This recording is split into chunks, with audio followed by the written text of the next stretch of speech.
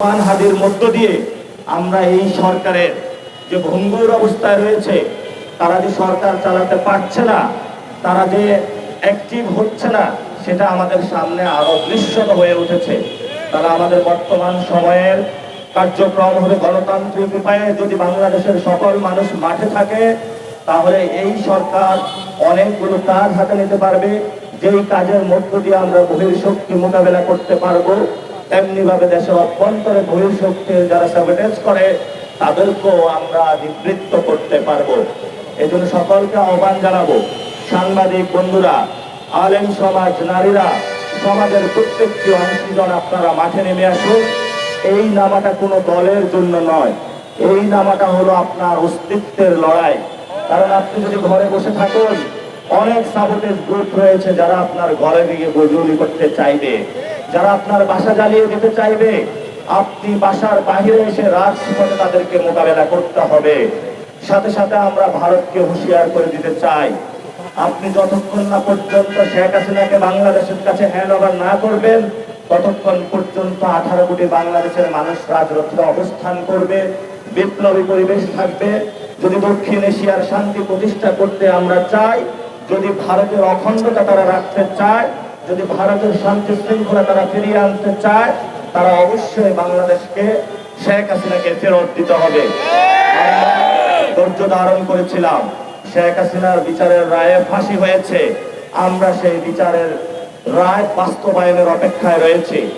ভারত যদি এখানে গোয়ার্তুনি করে, ভারত যদি এখানে কোনো ইন্টারন্যাশনাল অন্য কোনো খেলা খেলতে চায়, বাংলাদেশের 18 কোটি মানুষ এটা কখনো ইনশাআল্লাহ মেনে নিবে না।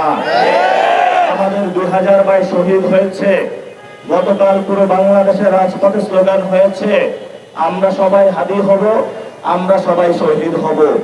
বাংলাদেশের মানুষ কখনো কোনো পরাশক্তির কাছে মাথা নত করে না, জীবন দিবে তবে মর্যাদার প্রশ্নে বাংলাদেশ মানুষ কখনো আপোষ করে না। এটা এতদিনে ভারত সরকারের বোঝা উচিত ছিল, আশা করি তারা বুঝেছে। আমরা ওসমান হাদির লাশ পেয়েছি, ওনার জানাজা হবে, জানাজাতে সবাই স্বতঃস্ফূর্তভাবে অংশগ্রহণ করবেন। কিন্তু এই জানাজার মধ্যে কেউ যদি সাবোটেজ করতে চায়, এই জানাজার মধ্য দিয়ে কেউ যদি রাজনৈতিক ফায়দা হাসিল করতে চায়, আপনারা তাদেরকে প্রতিহত করতে হবে।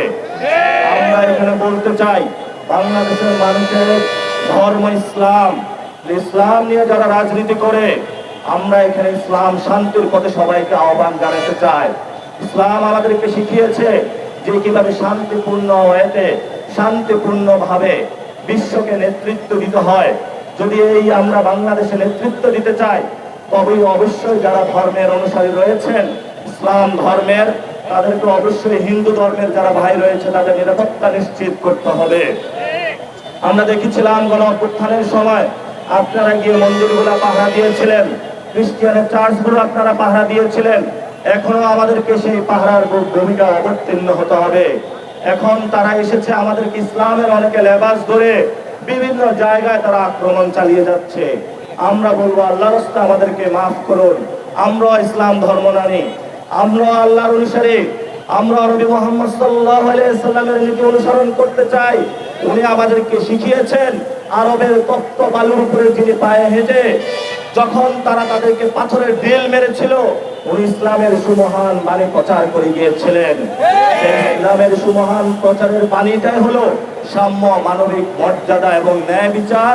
কোন পরাশক্তি কায়সারের মতো তারা মাথা নত করেন নাই, আবু জাহেলের কাছে তারা মাথা নত করেন নাই। আমরা তাদের উত্তরসূরি, আমরা শান্তিপূর্ণভাবে বাংলাদেশে বসবাস করতে চাই। আমি জাতীয় নাগরিক পার্টি পুরো বাংলাদেশে সকল নেতাকর্মী যারা রয়েছেন, আমরা তাদেরকে অনুরোধ করব, যদি কোনো সাংবাদিক ভাইদের উপরে হামলা হয়, যদি কোনো মাইনরিটি ভাইদের উপরে হামলা হয়, আগে আপনার বুকের উপরে বুলেট পড়বে, তারপরে ওই ভাইয়ের উপরে পড়বে। সবাই ডাল হয়ে তাদের সামনে আপনারা দাঁড়াবেন, সবাই শান্তিপূর্ণভাবে আন্দোলন চালিয়ে যাবেন, গণতান্ত্রিক পদ্ধতিতে পুরো বাংলাদেশে আপনারা অবস্থান জারি রাখবেন।